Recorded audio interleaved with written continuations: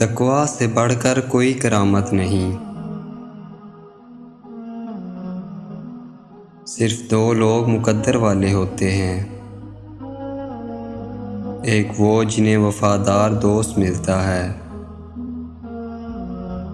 और दूसरा वो जिनके साथ माँ की दुआएं होती हैं।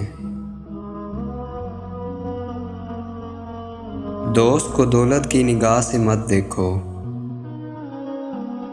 वफा करने वाले अक्सर दोस्त गरीब होते हैं।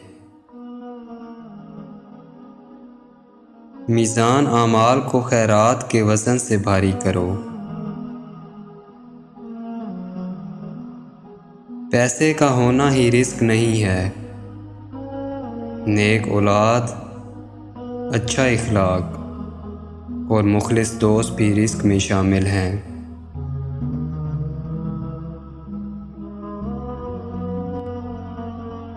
दो चेहरे इंसान को कभी नहीं भूलते,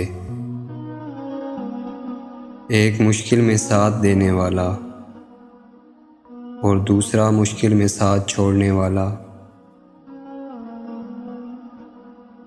बेऐब दोस्त तलाश मत करो,